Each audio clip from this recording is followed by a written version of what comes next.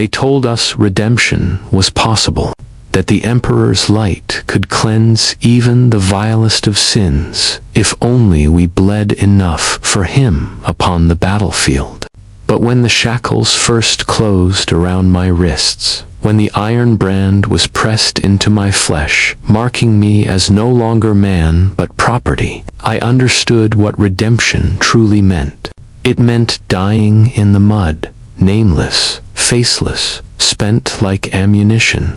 It meant being thrown against the enemy until bone and faith alike cracked. The penal legions are not soldiers, they are bodies, stripped of identity, condemned to march forward until there is nothing left. And yet, in the hollow between pain and silence, a question lingers. Is death under the Emperor's gaze damnation, or the only absolution left? If these echoes from the forgotten corners of the Imperium grip you, then join us on this descent. Subscribe, share, and let this tale of blood and ashes reach others who walk the path of grimdark remembrance. For in every whisper of the penal legions lies a fragment of the Imperium's soul, and every fragment must be heard. The cell was never silent. Even in the dead hours, when the lumens dimmed and the guards made their rounds with heavy boots and heavier expressions, the walls still whispered. Some voices came from the pipes, carrying the sighs of steam and the faint scratch of vermin. Others came from the menlo, broken murmurs, confessions offered to no priest, just words bleeding into the dark. I learned quickly not to listen. Too much listening made you remember that these were once people, not the hollow shells the Imperium required us to be. When the black-visored arbitrators came, we all knew it. The lock disengaged with a sound like tearing metal, and the stink of recycled air flooded the corridor. Shackles were thrown into the cells. Those who tried to resist were beaten with shock mauls until they twitched on the floor, then chained anyway. Names were not called. Names no longer mattered. They herded us out in lines, each link in the chain pulling the next. I looked down once, just once, at the iron circlet digging into my wrist. The letters seared into it weren't mine, but a number, scored deep by an uncaring machine.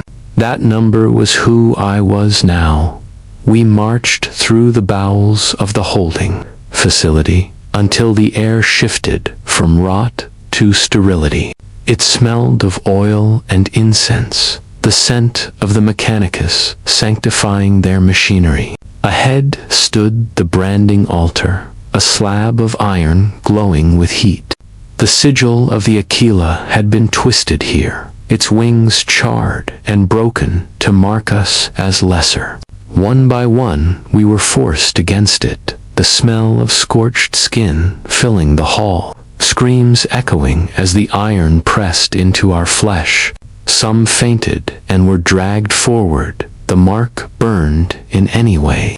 When my turn came, I clenched my teeth, not in defiance, but because I knew the guards laughed at those who screamed. The pain was not the worst of it. The worst was the knowledge that this mark was forever, that even death would not free me from its meaning. Clothes were stripped away. Prison rags replaced them, coarse and damp with sweat. Our heads were shorn with dull blades, leaving behind cuts that stung when sweat dripped into them. The guards moved with efficiency, reducing us not to men but to pieces of a war machine. One overseer read from a data slate, his voice flat and ritualistic, reciting our crimes without passion. Murder, theft, heresy, dereliction of duty didn't matter. The sentence was the same: service unto death. None of us would walk away unspent. The first night as a legionnaire was colder than the cells. We were crammed into a transport barrack. No beds, only metal flooring slick with condensation. The air reeked of rust and human breath, and the only light came from the faint glow of lumen strips overhead. Some wept, others prayed, whispering the Emperor's name with cracked lips. One man laughed, a hollow, broken laugh that carried too far until a guard silenced him with the butt of a lasgun. Sleep was impossible, though exhaustion gnawed at every limb. I closed my eyes anyway, dreaming not of freedom, but of the silence of the grave. In the days that followed, drills began. Not the disciplined training of the Astra Militarum, but drills meant to teach us one thing: obedience. Guards barked orders through vox grills, their voices distorted into metallic growls. We were made to march until our feet blistered and bled. Those who faltered were shocked, beaten, or shot. The commissar watched, always, his bolt pistol gleaming under the lumens like a promise. Survival was no longer about endurance. It was about invisibility. Do not draw attention. Do not collapse. Do not speak. The chain is life, the overseers told us. Break it, and you will be broken with it. Yet, even in this hallowed place, whispers grew.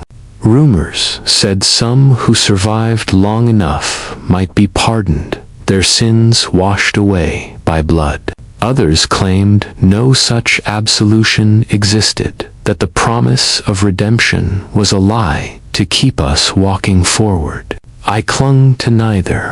Hope was a dangerous thing here. It sharpened the knife of despair, made every beating sting twice as deep. Better to be empty.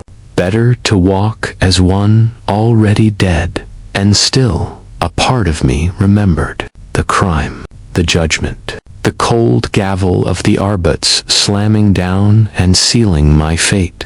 I told myself it didn't matter anymore, that guilt and innocence were equally meaningless beneath the brand.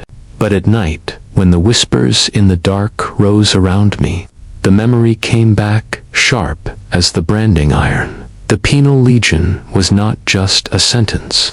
It was a death mask, and once you wore it, there was no removing it. The morning trumpet was not a sound of brass, but a shriek of metal torn through vox grill. It rattled the lungs, made bones vibrate, and carried with it the weight of inevitability. We woke not because we wanted to, but because every second of hesitation meant punishment. The guards poured in, visors glinting under the lumen strips, shock mauls alive with humming sparks. They drove us to our feet, drove us into lines, drove us outside. The light of the hangar bay struck hard, white and pitiless, showing us as what we had become, a herd of branded cattle, stripped of past and future alike. The first task was always degradation. Food was thrown into troughs like slop for beasts, a gruel of nutrient paste that reeked faintly of promethium storage tanks. No bowls, no utensils, just hands and mouths. Those who hesitated starved. Those who fought over it bled, and the overseers watched with amusement, recording each scuffle on their data slates, as if tallying which beasts were worth the trouble. The gruel itself had a metallic temps, the taste of rust and old blood. Hunger made it tolerable, but never good. After feeding came the true shaping. They issued us lasguns, not the polished weapons of the Astra Militarum, but battered relics, chipped and scorched from battles long past. Some still bore the fingerprints of their last owners burned into the grips. No ammunition packs were given during drills. The overseers said we did not need them. We were not being taught to fight, only to move, to obey, to die in sequence. The commissar walked among us like a shadow given form. His eyes, cold beneath his cap, swept over us, and each glance felt like the touch of a bolt pistol's barrel. His words cut deeper than the whips of the guards. "You are sinners," he declared, his voice amplified by a violence. "You are traitors, criminals, failures. And yet the Emperor in his mercy allows you to serve. Do not mistake mercy for kindness. He grants you one chance to die usefully. Do not squander it, or I will do the Emperor's work myself." His hand brushed the holster at his side, and all of us understood. Mercy had an executioner's face. Marches stretched for hours, sometimes through the steel corridors of the facility, other times across the barren wastes outside, where wind tore at the skin and dust stung the eyes. The rhythm of chains clattering became as familiar as breath itself. Each step was a reminder. We moved not as individuals, but as links in a living weapon. One broke, all were punished, and punishment came swiftly, savagely, until the chain was whole again. Nights offered no rest.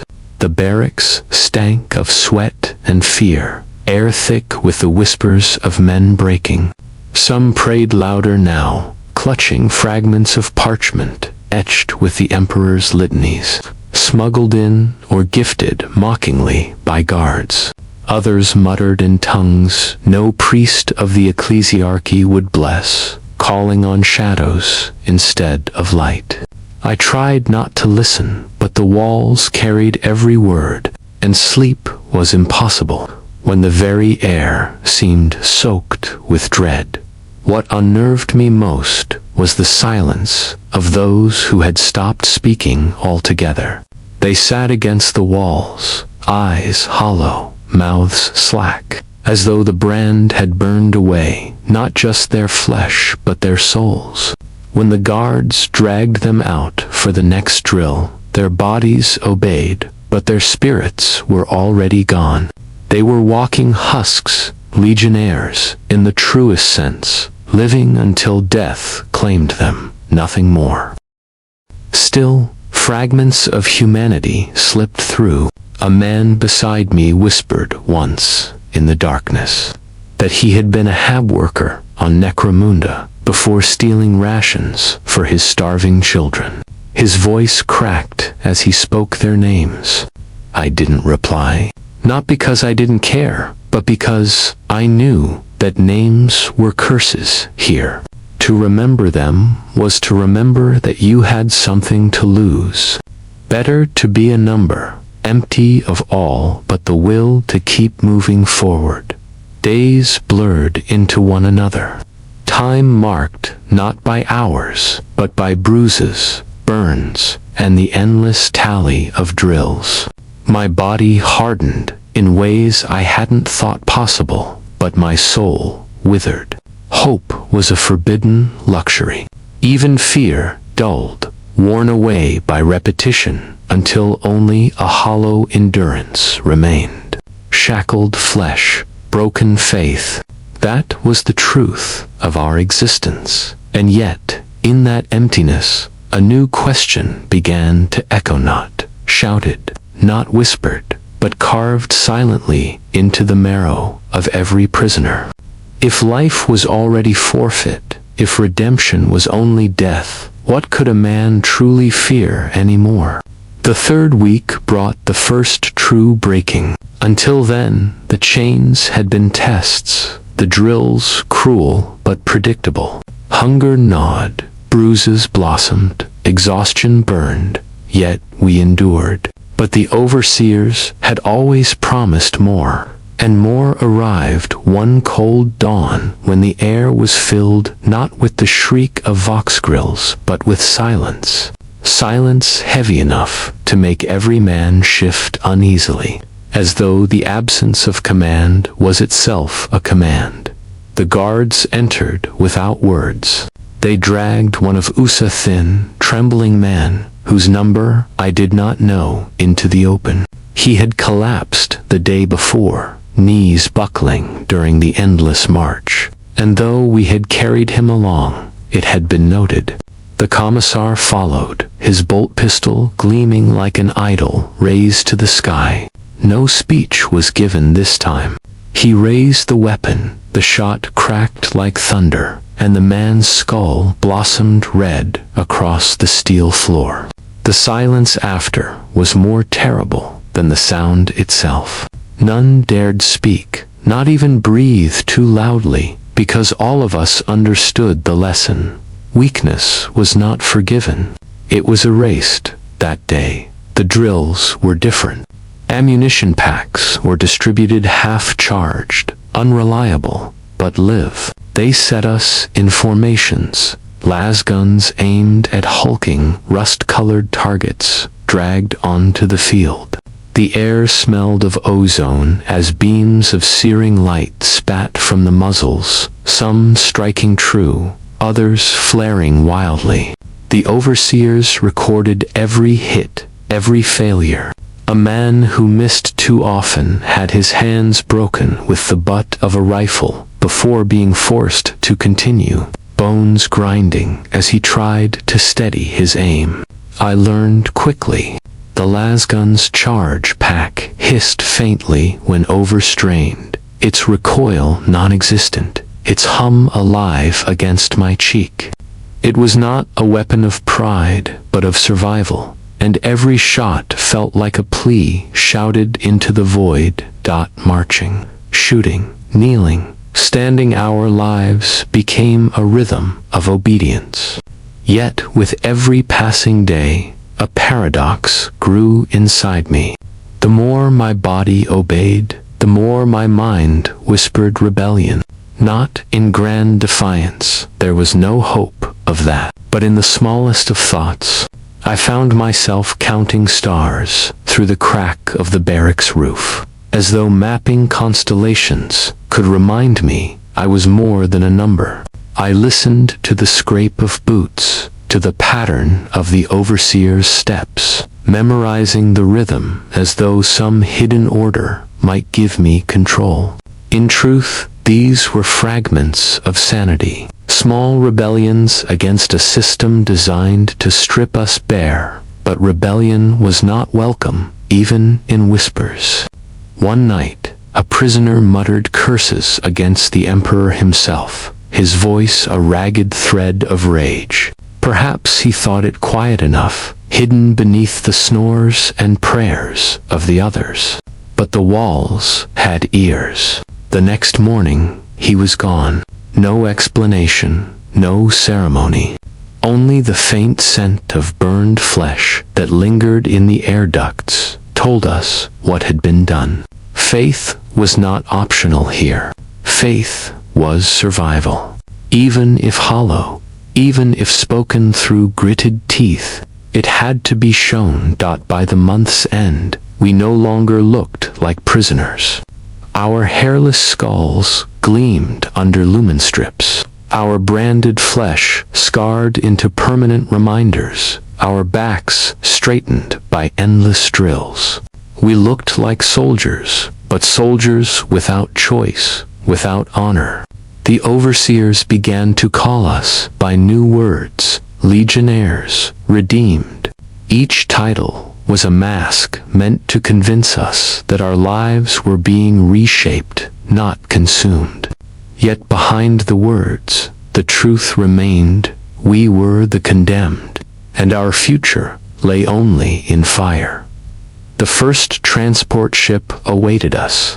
Its hull loomed in the hangar like a coffin, its engines purring with mechanical hunger. The scent of promethium seeped from its vents, mixing with the metallic temps of oil and rust. We were chained again, linked together as we marched into its cavernous hold. The doors sealed behind us with a thunderous clang, plunging us into the half-dark of transit. The deck vibrated beneath our boots as the vessel stirred, preparing to launch. Some prayed louder now, voices raw with desperation. Others sat silent, eyes wide, as though staring through the metal walls toward whatever fate awaited us beyond the stars. I closed my eyes and felt the hum of the engine's climb, the air thick with anticipation. We were leaving behind the cells, the drills, the overseers who had shaped us into fodder. But the truth was simple. We were not leaving prison. We were carrying it with us, branded into our flesh, chained into our souls. And beyond those steel walls waited the true test of the Penal Legion, the war that would decide how long a man's body could serve before even death refused him. The transport shuddered, engines roaring into life. The stars called, and with them the promise of blood. The void swallowed us. The hum of the transport's engines became our heartbeat, steady, relentless, never-ending. There was no sunrise, no sunset, only the artificial glow of lumen strips that flickered above us, their pale light making faces look corpse-like. Chains still bound us together in the hold, each link pulling at wrists and ankles until sores festered beneath the iron. The air was stale, heavy with the stench of sweat, oil, and recycled breath. We had left the prison behind, but its shadow had followed us into the stars. Food was rationed like ammunition. Metal trays slid along rails, each holding a block of protein paste and a vial of brackish water. Hunger was constant, gnawing, but no one dared complain. The overseers patrolled the aisles, shock mauls at the ready, their visors reflecting the dim light. To them, we were not passengers, not soldiers, we were cargo. The kind that needed to breathe just long enough to reach the battlefield. Days blurred in the hold. Time was measured by the bark of orders over the vox grills. We were made to stand, to kneel, to crawl across the metal decking until knees bled. Drills were ceaseless, voices booming at us through crackling speakers. Advance, fire, die for the Emperor. It was less instruction than indoctrination, less teaching than breaking. The overseers did not care if we learned tactics or formations. They cared that we obeyed. One commissar stalked the length of the bay with the grace of a predator. His bolt pistol swung lazily at his side, each step echoing in the silence. He spoke rarely, but when he did, the words cut deeper than any lash. You are not here to win wars. You are here to feed them. Your blood oils the gears of the Imperium. Your deaths are the Emperor's coin, and he will spend you without hesitation. The words settled over us like a funeral shroud, truth too heavy to deny. Still, fragments of humanity flickered among us. Men whispered prayers in the dark, their lips moving to litanies half-remembered from childhood. Others scratched crude images into the rust of the decking skulls. Aquilas, the faces of loved ones they would never see again. I did not draw, but I watched, and for a moment the chains felt lighter. Not because freedom was possible, but because memory still lingered. Fragile as candlelight in the void, the first culling came during transit. An accident, they called it. A man collapsed during drills, his body gaunt from starvation, his breath shallow. 2 guards dragged him away, and moments later a sharp crack echoed down the hold. When the overseers returned, their boots tracked a smear of blood across the deck. None of us spoke. We all knew what the word accident meant in the Penal Legion. It meant one less mouth to feed. When finally the transport shuddered and the klaxons screamed, We understood our destination had come. The air grew heavier, tinged with the stink of promethium and dust. The hull groaned as the vessel descended, and our chains rattled like the dirge of our own execution. The ramp hissed open, light searing into our eyes. What lay beyond was not salvation. It was the war. We were herded out into a barren world, scarred by bombs. The sky hung low, filled with ash, clouds boiling from distant fires. The ground was cracked and blackened, littered with rusting wreckage and the bones of those who had walked before us. Ahead stretched a trench line, jagged scars gouged into the earth, defended not by fortifications but by desperation. The air stank of cordite, blood, and smoke. Our overseers drove us forward, their shock mauls sparking. Commissars waited at the trench edge, bolt pistols raised like shepherds, guiding a flock to slaughter. One of them shouted, his voice cutting through the din, "You are the Emperor's currency. Today, he spends you against the foe. Go forth and know that redemption lies only in death." The chains were unlocked then, not as mercy, but because shackled men cannot charge into battle. For the first time since our capture, my wrists were free, though the iron had left its scars. I rubbed them briefly, the skin raw and inflamed, before the overseers thrust a lasgun into my hands. It was heavy, scratched, smelling of oil and sweat. The pack hummed with a half charge, promising perhaps a dozen shots before silence. No helmets were given, no armor beyond the rags on our backs. We were not meant to survive. We were meant to absorb, too slow to bleed. The Penal Legion's purpose was simple: die loudly enough that someone more valuable might live. A whistle shrieked. The ground shook as distant artillery thundered, and with a final shove, we were thrown into the mud. The front awaited us, hungry and unrelenting. Mud swallowed us whole. It clung to boots and legs, thick as blood, sucking at every step until we stumbled like drunks across the battlefield. The ground trembled beneath constant artillery, shells bursting with deafening force, throwing earth and bone skyward in showers of dirt and flesh. Smoke rolled in thick curtains, black and choking, making the world a blur of ash and flame.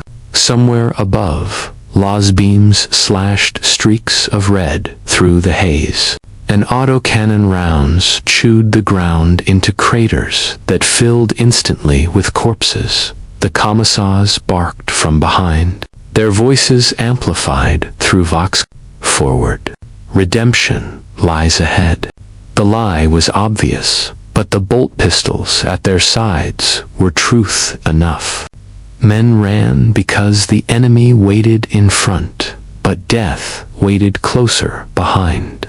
I felt the chain that no longer bound my wrists, still dragging at my soul, pulling me onward in rhythm with the rest. The first line fell in seconds. Heavy fire tore through us, shredding unarmored bodies with cruel efficiency. The man to my left was struck in the chest, his scream cut short as he collapsed, blood bubbling from his lips. Another to my right stumbled, his leg blown apart, crawling desperately before a commissar's pistol barked and ended him. The Penal Legion does not retreat. The Penal Legion does not falter. If it does, the Imperium kills its own faster than the foe ever could. My lasgun hummed in my hands, its charge pack hot against my palm. I fired blindly into the smoke, beams lancing out, searing silhouettes that twitched and collapsed in the distance.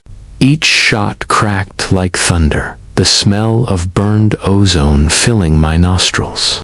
I did not aim for glory, only survival. Fire, duck, breathe, fire again. My vision tunneled, the world narrowing to the trigger beneath my finger.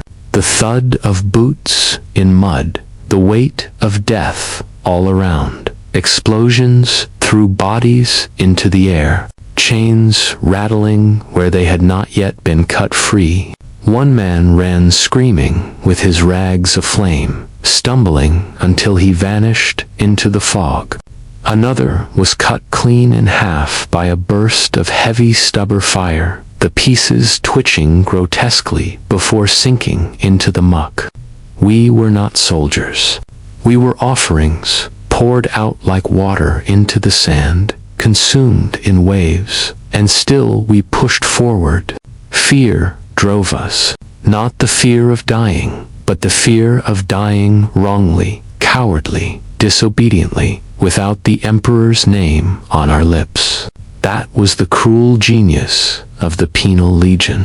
The only choice we were given was how we met the end, with our backs turned, shot by commissars, or with our faces toward the guns of the enemy, shot in his name. At last we reached the trench line. It was less a fortress than a grave already dug, filled with mud, smoke, and the shrieks of those who defended it. We fell upon them like the broken tide of a storm. My lasgun screamed until its pack went dry, the faint whine of depletion warning me that I was empty. In desperation, I swung it like a club, smashing it into a figure that rose before me, its helmet shattering under the blow. I do not know if he was man or alien. I did not care. In that moment, the universe was reduced to kill or be killed. The trench was a chaos of limbs and screams. Knives flashed, rifles cracked, bodies tumbled into the muck. Blood mixed with water, rising in dark pools around our feet. I grappled with another enemy, felt his breath hot on my face, his fingers clawing for my throat. I jammed the bayonet into his belly, felt it catch on bone, felt his body sag against mine before sliding into the mud. His eyes stared upward, glassy and accusing. I pushed him away and staggered on, my chest heaving, the weight of survival heavier than any chain. When the whistle shrieked again, we knew it was not for retreat. There is no retreat. It was the signal for the second wave. Behind us, more prisoners were driven forward, their eyes wide, their mouths open in screams. They leaped into the trench, some dying before their feet touched the ground, others swinging wildly with empty hands, teeth bared like animals.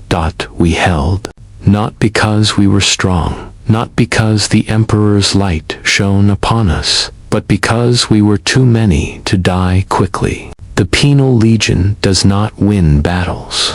It buries the enemy in bodies until the enemy suffocates. When night finally fell, the trench was ours, or what was left of it. The dead lay in heaps, indistinguishable from one another, prisoners and foe alike. The commissars walked among the survivors, their bolt pistols ready. They shot those who cowered, those who wept, those who clung to wounds as excuses. The rest of us were left alive, not as reward, but because the Imperium had not yet finished spending us. I sat in the mud, my lasgun broken, my hands trembling. Around me, men whispered prayers, others sobbed quietly. The sky above was black and endless, no stars visible through the smoke.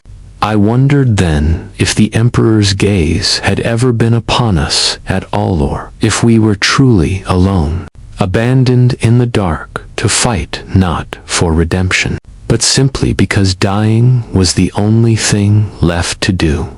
Night did not bring silence. It brought whispers, groans, and the slow drip of blood into the mud. The trench reeked. Fires burned in the distance, their glow painting the clouds a sickly orange. Shapes moved through the smoke shadows of men scavenging from the dead. Some stripped lasbacks from cooling weapons, others tore boots from stiffening corpses. Hunger drove a few further, prying teeth for trade, or slicing flesh for reasons best left unspoken. We were herded into what remained of a dugout, little more than a collapsed cavern shored up with rotting timber. There was no rest. Overseers marched among us, counting, marking, noting who had fallen and who still drew breath. The commissar stood at the entrance, pistol gleaming, his silhouette. His words carried no comfort. You held. The Emperor marked your service. Tomorrow you will hold again, and again, until your sins are spent in blood. Then he turned away, as though our survival had been nothing more than a line entered on his slate. Sleep came in jagged fragments. Every time my eyes closed, I saw faces, friends, enemies, all blurred together by death. I woke often, gasping, my hands clutching at the phantom weight of a lasgun I no longer carried. Around me, others stirred the same way. Some muttered prayers in half-sleep, begging the Emperor for mercy. Others simply stared at the ceiling, their eyes reflecting the faint glow of burning wrecks outside. We were alive, but alive only in the way embers remain after a fire, fragile, fading, one gust from being snuffed out. At dawn, the overseers returned with new orders. The trench had to be fortified, not with sandbags or stone, but with both. We dragged corpses from the field, stacking them into crude barriers, their limbs bent unnaturally, their blood seeping into the earth. The smell was unbearable, but no one complained. Complaints meant death. Better to swallow the bile, to bind your nose with rags, and keep working. In the Penal Legion, even the dead had their use. Weapons were redistributed.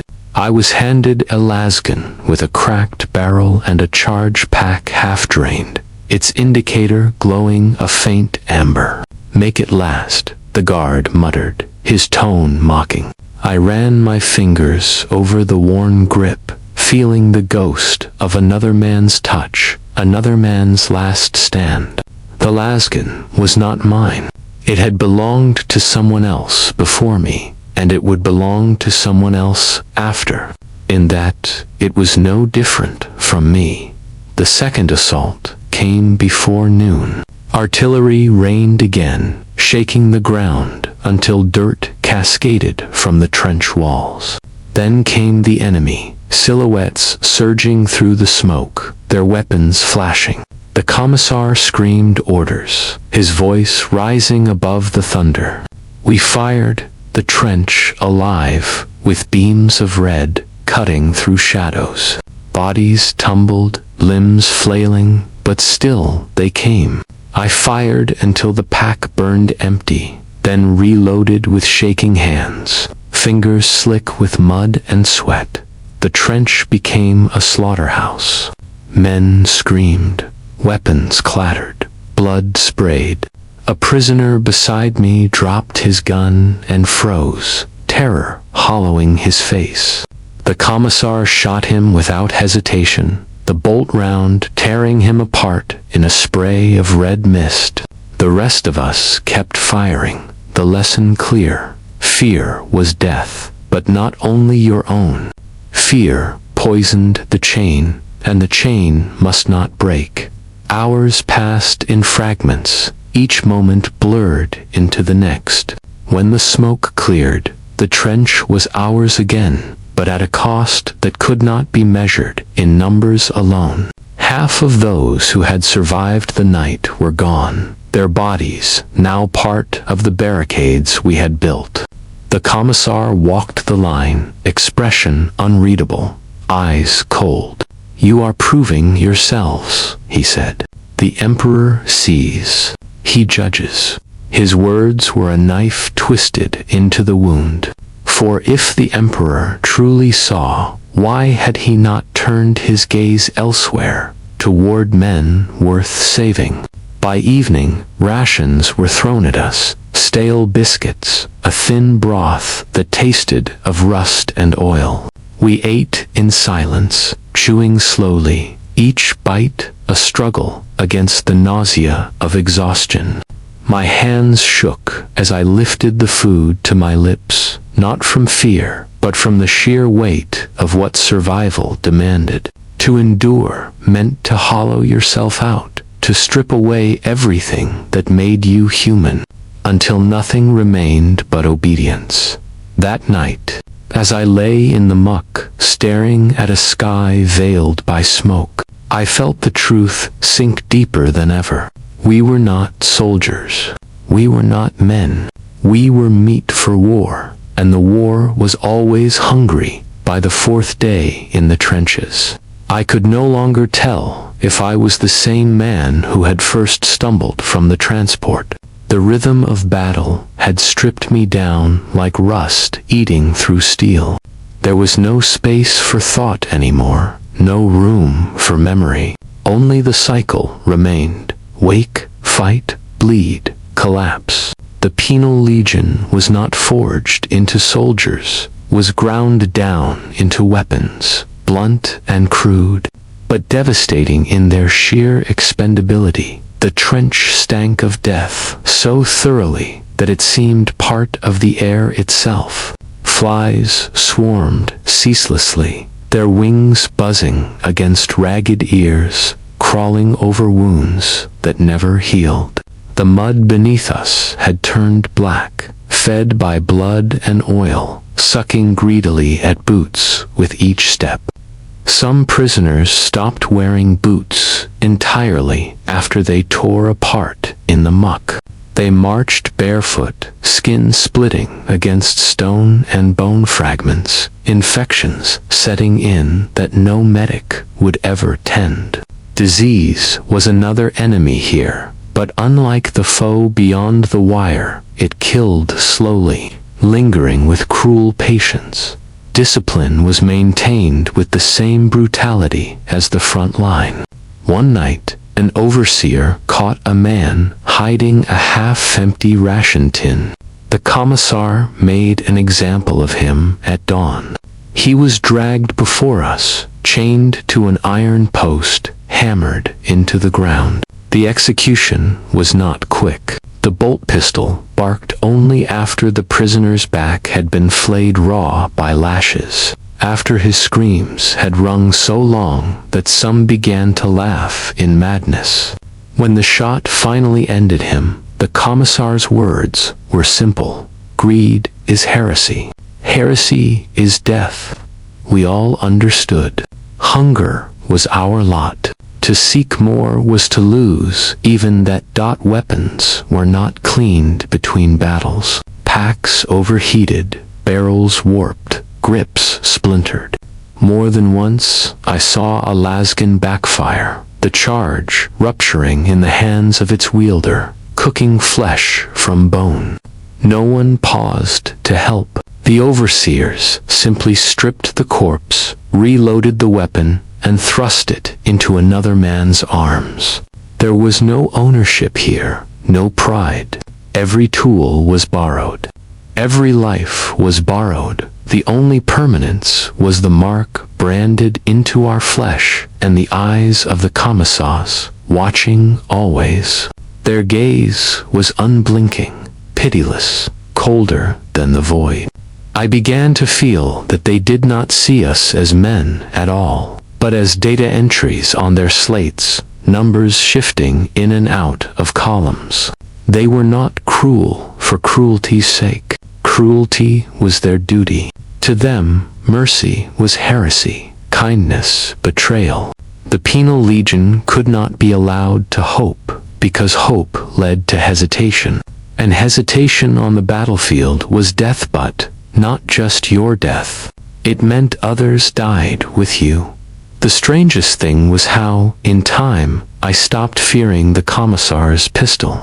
Death by bolt round was swift, clean compared to the slow, grinding death of mud and fire. Some even longed for it, whispering prayers that their turn would come quickly, that their sins would be burned away by a single merciful shot.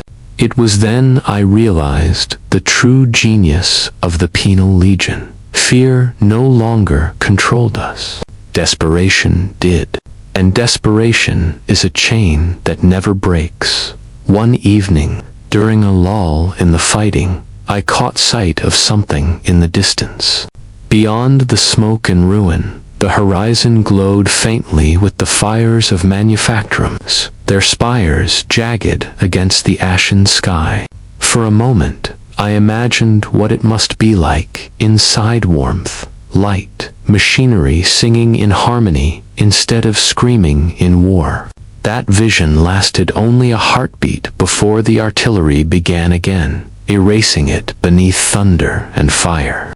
I lowered my head, pressing it against the mud, and told myself it had been a lie, a trick of the smoke. Better to kill the thought than let it fester into longing. Longing was poison here. By the end of that week, we were fewer. Each night, the overseers counted us, their data slates glowing, numbers diminishing like sand through a glass. No words were spoken about the missing. No prayers offered. They were not men who had died. They were units that had been spent. The chain grew lighter each day, and each day the silence between us grew heavier. We did not speak of survival anymore.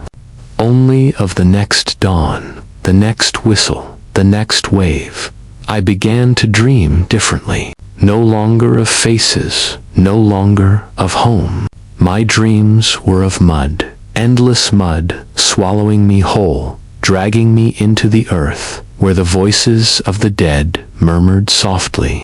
They no longer terrified me, they comforted me. In their whispers, I felt release. In their silence, I felt peace. And when I woke, when the commissar's whistle shrieked, and the overseers drove us forward again, I realized the truth that bound us all. We were no longer fighting for redemption. We were not even fighting for life. We were fighting because that was all that remained. The Penal Legion had devoured us, and in doing so, it had made us eternal, not in memory, not in honor, but in the endless mud where all names are erased. The whistle tore through the dawn like a blade. It was shrill, unrelenting, cutting into marrow and thought alike. We rose because we had no choice, our bodies moving before our minds caught up, lasguns slung in weary hands, boots sinking into mud that swallowed more of us each day. The trenches had long ceased to be walls of protection. They were graves, carved into the earth by desperation, filled as much with corpses as with the living. Artillery thundered overhead, shells screaming as they tore through the sky. The earth buckled with every impact, showers of dirt and flesh raining down on us until the air itself seemed to weep blood. The commissar's voice came next, amplified and pitiless, rising above the chaos. Forward, redemption awaits. It was always the same lie, repeated until it no longer sounded like words, but like the groaning of the world itself. We climbed from the trench, scrambling over corpses frozen in positions of terror, their mouths still open in silent screams. The mud sucked at our boots, clung to our legs, as if the earth itself tried to hold us back. Ahead, the field stretched endless, scarred by craters, burning wrecks, and the shattered bones of those who had come before. The sky was a storm of smoke and fire, laws beams streaking like red veins across the clouds, bolt-arounds thundering as they tore men into fragments. The first wave of us collapsed almost instantly. Machine gun fire tore through the ranks, cutting men down like wheat beneath a scythe. They fell, screaming, chains rattling, their blood soaking into the same mud we struggled across. The second wave, holers pressed forward, driven not by hope, but by the certainty of the commissar's pistol at our backs. I felt the wind of bullets snap past my ears, tasted dirt and ash on my tongue, heard the deafening roar of men dying all around. I fired my lasgun until the pack wind empty, its glow fading as though the weapon itself begged for death. I slapped in another, fingers trembling, sweat and grime blinding me. Shapes loomed through the smoke, figures clad in armor, eyes burning with hatred. I pulled the trigger again and again, beams searing through flesh, tearing holes in shadows that screamed as they fell. For every one that dropped, 3 more surged forward. Around me, the legion broke and reformed like waves. Men threw themselves into the muck, clawing at the earth as if they could burrow away from the firestorm. Others charged headlong, faces twisted in defiance or madness, screaming litanies to the Emperor or curses against his name. None of it mattered. The field devoured them equally, without discrimination, without mercy. A man stumbled beside me, his arm gone, blood spurting in thick arcs. He fell, staring up at me, his lips moving. I could not hear him over the thunder, but I saw the shape of the word he mouthed: water. There was none. I turned away before the commissar saw me hesitate.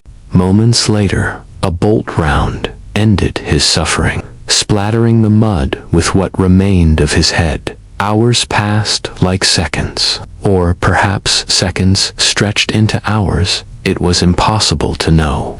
The battle was a blur of fire, screams, and the endless churn of mud beneath boots. When at last the line faltered and the enemy withdrew, we did not cheer. We collapsed where we stood, las guns hanging limp, lungs burning, ears ringing with the echo of shells. The field was ours, but what had we won? Nothing. Nothing but another day alive, another day to be spent. The overseers came then, stepping carefully over corpses, their data slates glowing faintly in the dim light. They recorded numbers, marked the living, noted the dead. The commissar strode behind them, pistol still warm from the executions carried out during the charge. He looked at us with eyes like stone, unreadable, as if weighing whether to spend us again immediately or save us for tomorrow. That night, we dug shallow graves with our hands, scooping mud to bury the dead. There were too many. The earth swallowed them greedily, trenches filling faster than we could dig. In the end, most were left where they had fallen, their bodies stiffening in grotesque poses, their eyes reflecting the firelight like broken glass. I lay in the mud, staring at the sky that never cleared, smoke choking out any glimpse of stars. My body shook, not from cold, but from exhaustion so deep it felt carved into bone. Around me, the whispers began again, men speaking of redemption, of rumors that 1 in 100 might be pardoned if he survived long enough. Lies. We all knew they were lies, but in the silence, even lies could sound like prayers. The mud clung tighter than chains.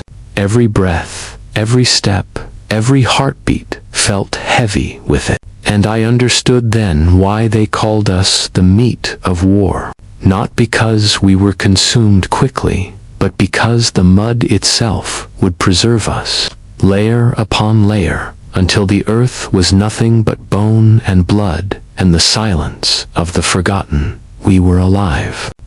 But we were already buried. The second push came before dawn had truly broken. We were given no time to rest, no chance to breathe. The night's silence had been nothing but the inhale before the storm. The whistles shrieked again, and the overseer's shock mauls crackled, forcing us up from the mud where we had collapsed like corpses left to rot. My body screamed with every movement, muscles knotted with exhaustion, bones aching, skin raw beneath the bran. Yet none of that mattered. The chain had to move, and I was part of it, bound by fear, by hunger, by inevitability. This time, the artillery never stopped. It hammered us from the moment we rose, shells falling so close, the ground split beneath our boots. We stumbled forward anyway, a staggering tide of branded flesh, lasguns clutched in shaking hands. The commissars barked behind us, their voices amplified by vox grills into monstrous commands. Onward. The Emperor watches, redemption in blood. Their words were hollow echoes, drowned beneath the thunder of explosions. The enemy waited with patience, silhouettes emerging through smoke with the cold precision of predators. They had cover, fortifications, weapons that did not sputter and die after a dozen shots. We had mud. We had desperation. And we had numbers, endless numbers, spilling forward to be cut down. I fired until my pack hissed empty, the beam faltering like a dying flame. I reloaded with trembling hands, but the second pack was already hot, its glow dim. Around me, men screamed, bodies falling in heaps. A loss round seared past my cheek, so close the heat burned my skin. I turned, saw a prisoner clutching at the stump of his arm, his eyes wide, mouth foaming as he drowned in his own blood. He collapsed at my feet, face sinking into the mud, and I stepped over him because there was no other choice. To stop was to die. The trench ahead loomed closer, a jagged scar alive with muzzle flashes. We threw ourselves against it, clawing at the earth, dragging enemies from cover with our bare hands when lasguns failed. Knives flashed, fists smashed, teeth tore. It was no longer battle. It was feeding frenzy, the kind where both predator and prey devour one another until nothing remains but bones. I grappled with a soldier whose eyes glowed with hate, his rifle pressed to my chest. I shoved upward with both hands, the barrel tilting just as it fired, the beam carving a burning groove across my ribs. Pain flared, white and blinding, but rage carried me. I drove the bayonet into his throat, felt the warm gush of blood spray across my face. His body twitched, shuddered, then stilled, collapsing into me with the heavy finality of death. For a heartbeat I felt the weight of him, the warmth of his blood soaking into my rags. Then I pushed him away, gasping, my heart hammering louder than the artillery. Men began to break. I saw one drop his lasgun and run, stumbling back toward the rear. The commissar shot him in the back without hesitation, the bolt round tearing him apart. Another fell to his knees, hands clasped in desperate prayer, tears streaking through the dirt on his face. The overseer's shock maul crackled as it struck him, his body convulsing before the bolt pistol ended him too. There was no room for weakness. There was no space for surrender. In the Penal Legion, hesitation was a slower death than any bullet. We pressed on until the trench was ours. Though ours meant nothing. It was filled with corpses, its walls slick with gore, its floor soaked through with blood. We collapsed into it, not with triumph, but with exhaustion. Our breaths came in ragged gasps, each one burning our lungs. The overseers counted again, their data slates. The commissar stood over us, expression unreadable, his pistol still warm in his hand. He spoke a single phrase, "You held. You will hold again." Then he turned away, leaving us to sit among the dead. That night, the trench echoed with strange sounds. Laughter, broken and manic, from men who had gone too far into the abyss to return.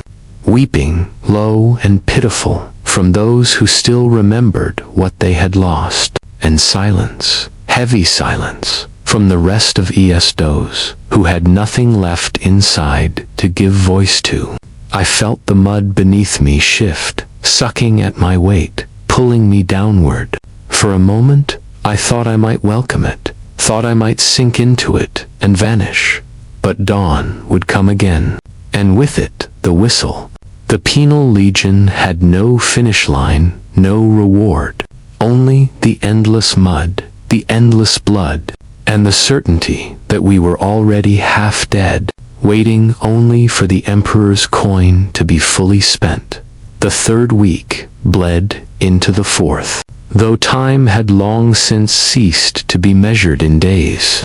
There was no sunrise in the trenches, only the dim light of lumen flares, the glow of burning wrecks, and the endless red horizon where artillery stitched the sky apart. Each new battle felt less like an event and more like a continuation of the same nightmare, one that had no clear beginning and offered no end. Our numbers dwindled. The overseers' slates glowed with fewer and fewer lines each night. They did not mourn, they did not remark, they did not even acknowledge. To them, 100 gone was no more significant than 100 lost rounds expended. We were consumables, nothing more, nothing less. The legionnaires that remained were no longer men, not in the sense that word had once meant. We walked with hollow eyes, our bodies caked in mud and blood, until the two became indistinguishable. Voices grew rare. Words were luxuries, wasted when every breath might be your last. Even prayers thinned, replaced by the quiet gnashing of teeth, the guttural growls of those who no longer clung to faith, but to the animal instinct of survival. Madness began to creep in like a sickness. One night, a man sat staring at his lasgun, whispering to it as though it were a child. He stroked the barrel gently, kissed the stock, and rocked it in his arms until sleep claimed him. Another gnawed his own hands raw, as if trying to eat the sin out of himself. The overseers beating him bloody when they caught him. And then there were those who simply stopped moving, stopped speaking, their eyes fixed on some horizon no one else could see. When the commissar's pistol barked, ending their silence, none of us flinched. The report was as common now as thunder. The battlefield itself had become a grave that ate its dead greedily. Corpses were everywhere, half buried in the mud, strung across barbed wire, slumped against trench walls with arms frozen in desperate gestures. They did not rot as they should have. The cold and the constant churn of battle preserved them, made them fixtures of the landscape. I fought one skirmish, kneeling behind the body of a man I recognized, his face half gone, his brand still seared into his chest. He had been my chain brother in the cells. Now he was a shield, I did not think of him as a friend, not anymore. In the Penal Legion, even the dead had duties. The whispers never left us. Some men spoke of comrades who had supposedly been pardoned, their brands washed clean, their sins absolved in holy ink. Others told darker tales that no one was ever pardoned, that those few who survived long enough to be considered were quietly executed instead, lest they spread the truth of what we endured. I listened to both and believed neither. Hope was too dangerous, despair too easy. Better to walk forward empty, hollow, ready to be spent. During one assault, I slipped into the mud so deep it reached my chest.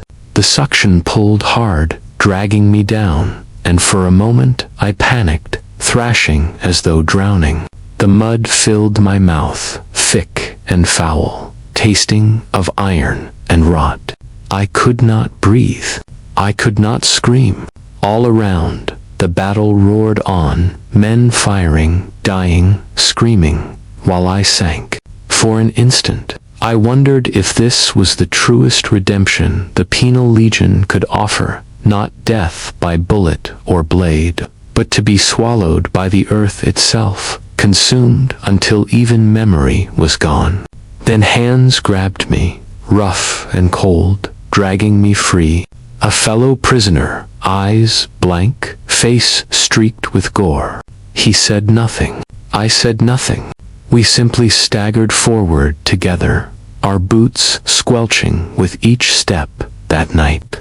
I dreamed of the mud again, only this time it was not suffocating. It was warm, pulling me under gently, cradling me like a child. The voices of the dead murmured there, soft and soothing, telling me I had done enough, that I could rest.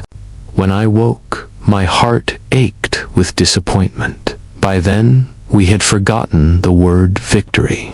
There was no victory for us. There was only continuation.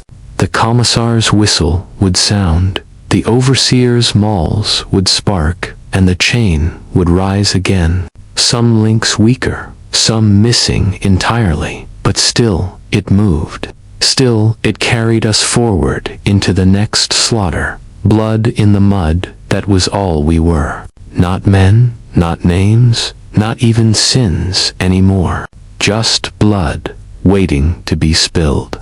Waiting to stain the earth until the earth itself remembered us more faithfully than the Imperium ever would. By the time the fourth week bled into the fifth, the war had eaten us hollow. We no longer marched with shouts or litanies. We shuffled, a line of shadows in ragged uniforms, weapons clutched like extensions of our own rotting limbs. The trenches had become catacombs, their walls slick with gore, the air heavy with the stench of unwashed bodies and promethium smoke. The ground itself seemed alive, pulsing with the weight of blood it had drunk. Every step we took sank us deeper into it, as if the planet longed to claim us. It was then that the whispers changed. Not the muttered prayers or delirious confessions of the broken, but something more dangerous. A story circulated, passed from mouth to mouth, never openly, always in the dark. It spoke of a legionnaire who had supposedly survived 3 full campaigns. 3, and the tale claimed he was granted pardon. His brand burned away by ecclesiarchs. His chains struck from his wrists as the emperor's forgiveness filled his soul. They said he was allowed to live as a free man, his sins washed clean in blood.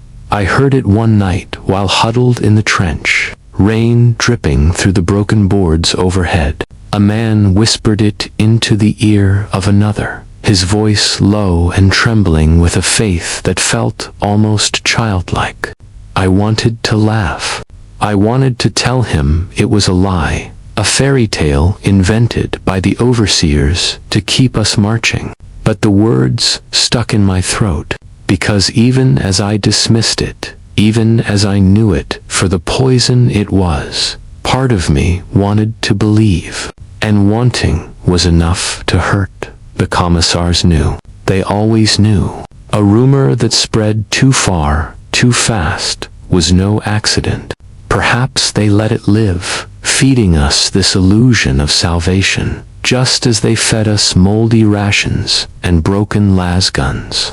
Hope was not a gift here. It was another tool, another weapon, another chain. The next charge came at dusk, the sky a bruised purple, heavy with ash. The whistle screamed, and we rose again, our bodies moving out of instinct, not will.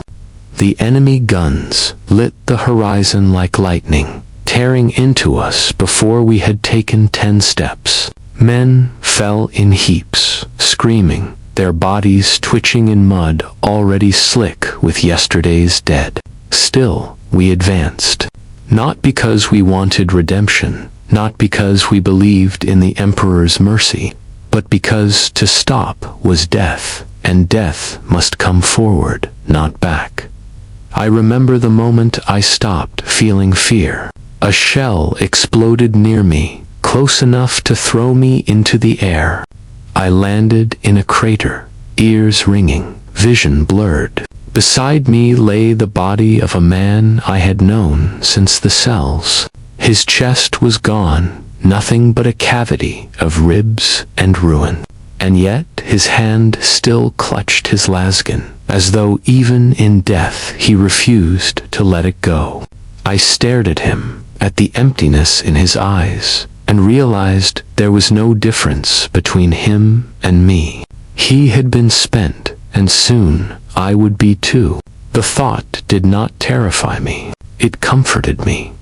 We reached the enemy line that night, though half of us never made it. The trench was a nightmare of screams and steel. I swung my weapon like a club, last pack long drained, the stock cracking against helmets, bones splintering under the blows. Blood sprayed my face, my arms, my chest, until I could not tell where I ended and the dead began. The world narrowed to breath and impact, to the taste of copper on my tongue and the weight of bodies crashing against me. When the firing finally ceased, when the last scream was cut short, we were left standing in a trench of corpses. My hands shook as I lowered the lasgun, its barrel bent, its stock slick with blood. Around me, the survivors staggered, their eyes hollow, their breaths ragged. The commissar climbed down into the trench, stepping over the dead without pause. He looked at us, at the broken remnants of his legion, and smiled faintly. "The Emperor is pleased," he said. His voice was calm, almost gentle. Then he raised his pistol and shot a man who had collapsed from exhaustion, his body crumpling silently into the mud. That night, the rumor spread faster than ever. Men whispered that this was the proof that those who endured long enough would indeed be absolved. They clung to it with desperate hands, their voices trembling with belief. I listened in silence, mud soaking into my wounds, rain dripping down my face. Part of me still wanted to laugh. Part of me still wanted to believe. And part of me, the deepest part, no longer cared either way. For in the Penal Legion, truth and lies weighed the same. Both ended in the mud. The mud had swallowed so much blood by now that it seemed to breathe with us. Each step through the trenches was like wading through the veins of the earth itself, thick and slow, alive with memory. The faces of the dead still stared upward from where they had fallen, their eyes clouded but unblinking, as if watching us and asking why we still lived when they did not. I could not answer. None of us could. It was in this silence that the whispers grew louder. They did not come from commissars or overseers, but from the mouths of legionnaires themselves, men stripped of name and honor, clinging to rumors like drowning men to driftwood. They spoke of comrades who had endured beyond what was thought possible, who had bled across a dozen battlefields, and who, by some miracle, had been pardoned. They said the ecclesiarchy had washed their brands with holy oils, that the scars had faded beneath the emperor's light. They said such men were freed, allowed to serve in new lives, their sins erased as if they had never been. I wanted to call it a lie. I wanted to spit into the mud and laugh at their naivety, but I did not, because even if it was false, even if it was poison crafted by the commissariat to keep us obedient, the whispers carried a weight heavier than any chain. For the first time in months, I saw men lift their heads not in rage or madness, but in something close to hope. And hope, even poisonous, can drive a man further than fear. The hallucinations began soon after. At first, I thought them dreams, fragments of memory clawing their way back to the surface in sleep. But then they came while I was awake. Between shell bursts, I would see light flickering in the sky. Not the crimson beams of lost fire, but a golden radiance, fleeting as dawn. Once, in the stillness, after a charge, I thought I heard hymns carried on the wind, voices rising in harmony, though no choir stood among us. Others spoke of similar vision shapes moving just beyond sight, whispers in the dark that promised salvation if we endured one day more, one battle more, one drop of blood more. The commissars never acknowledged it. Perhaps they knew. Perhaps they counted on it. When a man fights not for his life, but for the impossible, he becomes something more dangerous than desperate. He becomes fanatical. And the Penal Legion fed on such delusion as much as it fed on flesh. One night, during a rare lull, a legionnaire near me spoke aloud what many had only dared whisper. His voice was raw, trembling with both fear and faith. "I saw him," he said, "the Emperor. In the smoke, in the fire. He looked at me. He told me my sins are almost gone." He clutched his brand, pressing his fingers so hard into the scar that blood seeped down his chest. No one silenced him. No one mocked him. We all listened, because a part of us longed for the lie to be true. And yet, even as these whispers spread, so did their opposite. Some muttered that there was no redemption, no salvation, no light, that the Emperor had long since turned his face away from the penal legions, and that the whispers we heard were not his voice, but the laughter of demons feeding on our despair. I heard both, saw both in the eyes of those around me. Some grew bright with fervor, others hollow with terror, and I could not tell which was worst, to die believing in a lie, or to die knowing nothing waited on the other side. The next battle felt different, not because it was less brutal, it was worse, but because men screamed the Emperor's name as they charged, not in fear but in conviction. They hurled themselves at the enemy, as though the bullets were nothing but raindrops, as though each wound was another step toward absolution. I saw a man set aflame by promethium, his body a living torch, and he ran forward, still, screaming not in agony but in praise. He threw himself into the enemy line, burning them alive as he collapsed among them. Was that madness? Or was that redemption? When the field was ours again, the commissar stood over the broken remains of his legion and spoke words that chilled me more than any shell. "You see now," he said, voice calm, almost tender. Redemption is real.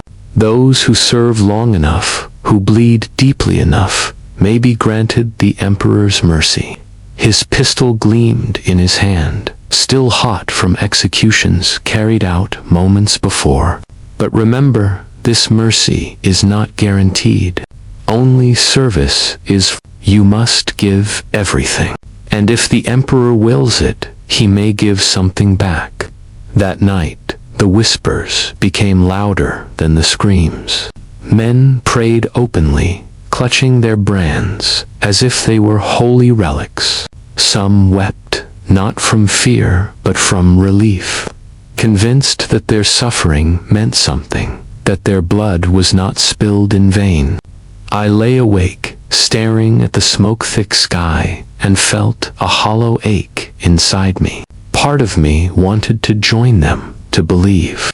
Another part knew that the whispers were chains as cruel as the shackles we once wore, and so I lay between faith and emptiness, unsure which was the greater prison. The whispers became ritual.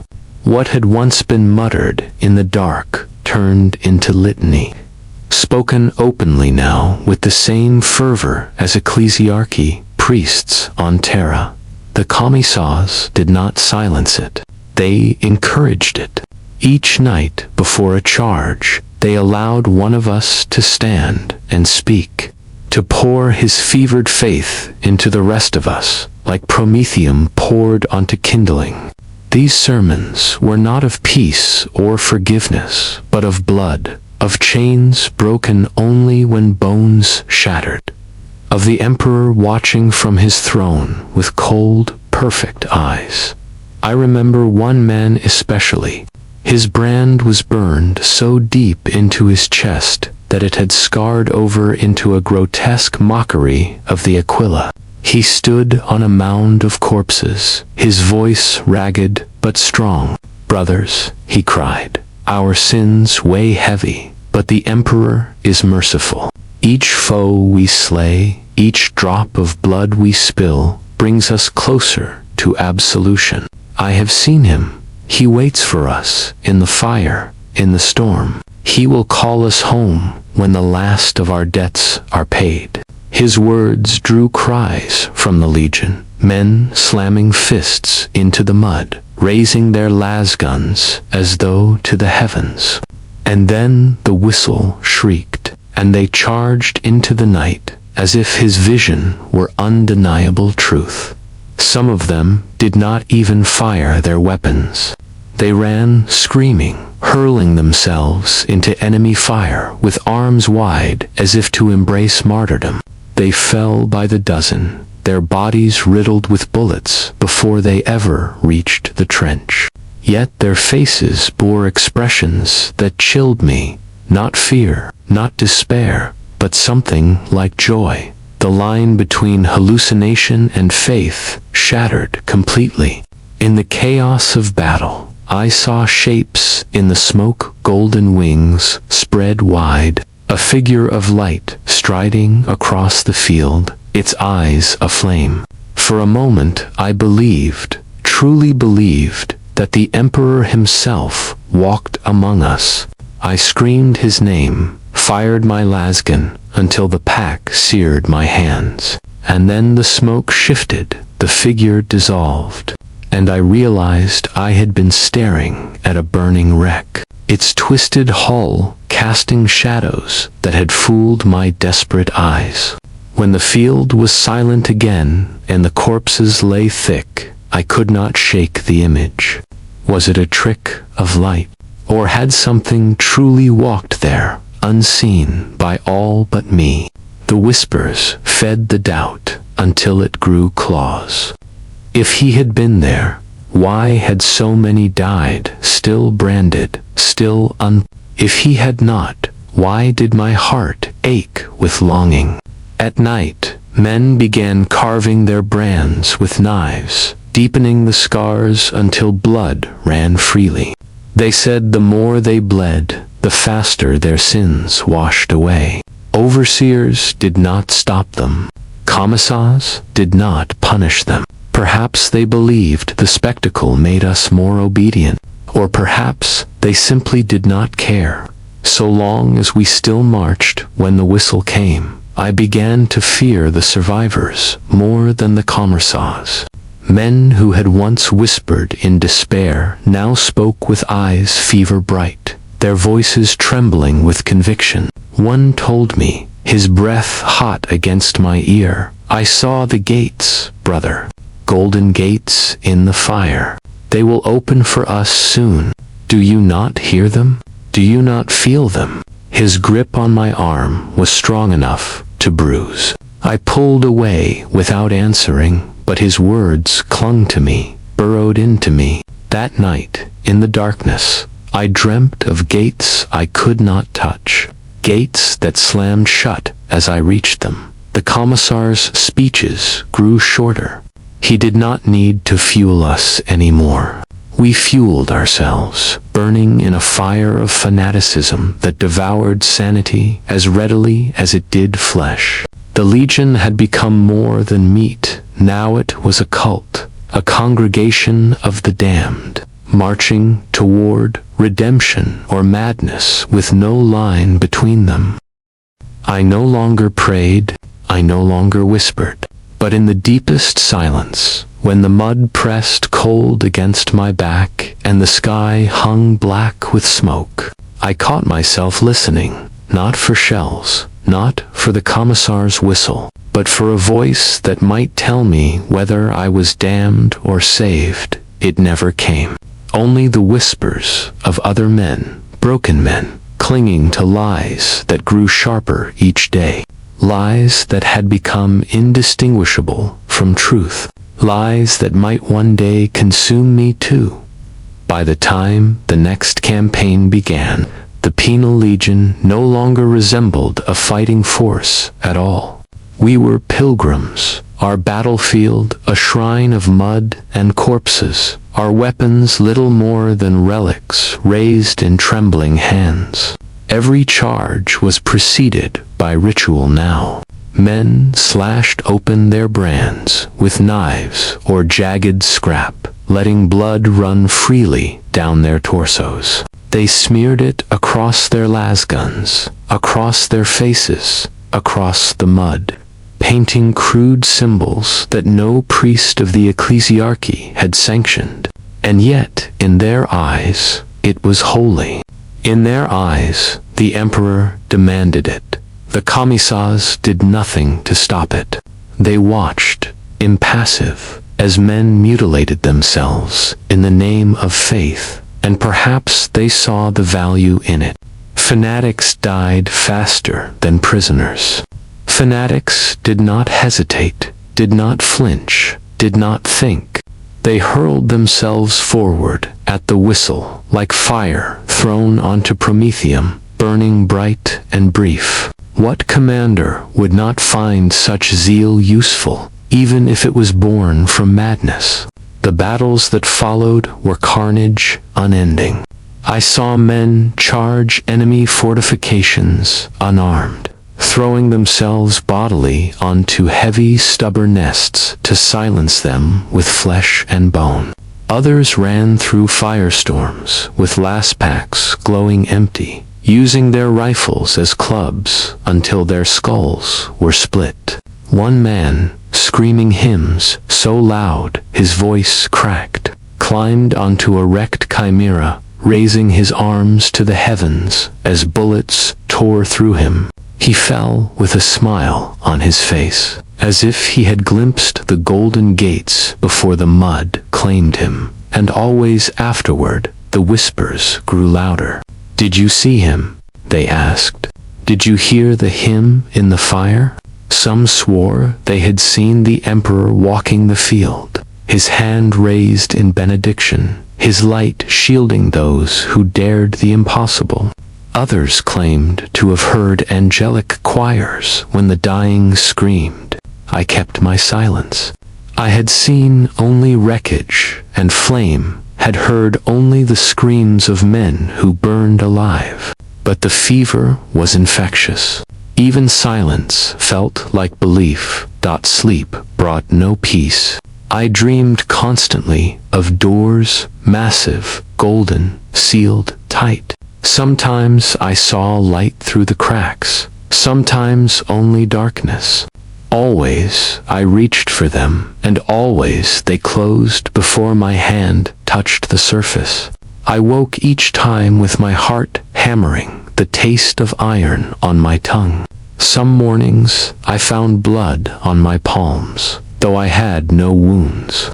Whether it was from the mud, from another man's body, or from my own hands clawing at myself in the night. I could not say that the overseers had stopped recording our numbers with the same precision. Their data slates flashed, but their hands moved lazily, as though it no longer mattered. Perhaps it didn't. We were no longer men to be counted. We were sacrifices to be spent, measured not by survival, but by how loudly we died. One evening, after another charge that left the trenches filled with more bodies than survivors, I found myself beside a legionnaire whose face I did not know. His eyes were glassy, unfocused, but his voice was steady. "Brother," he whispered, "do you hear it? The gates, they are opening." His hand clutched mine with surprising strength. "One more battle. One more, and we will be free." His words burrowed into me like worms. I wanted to pull away, to tell him there were no gates, no freedom, only the mud. But I didn't, because a part of me feared he was right. The next morning, he was gone. Shot in the first minutes of the charge, his body lay twisted against barbed wire. His face turned upward, his mouth still curved into the faintest of smiles. That night, I could not sleep. I stared at the smoke-choked sky, my chest tight, my throat dry, and I asked a question I had never dared voice before. Not to the commissars, not to the overseers, not even to the other prisoners. I asked it to the silence itself. If there is redemption, why has it not come? The silence answered with the distant rumble of artillery, and I realized then the cruelest truth of all. Perhaps redemption was never meant to come. Perhaps redemption was the lie that kept us moving, the whisper that kept us killing, the illusion that made us more valuable dead than alive. But if it was a lie, did I still dream of golden gates? The campaign ended not with triumph, but with silence.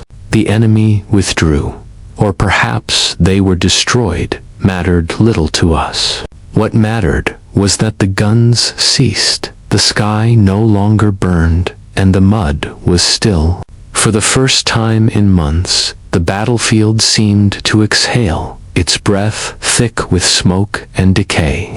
We stood among ruins that had once been fortifications, now nothing but blackened husks, and waited for orders that did not come.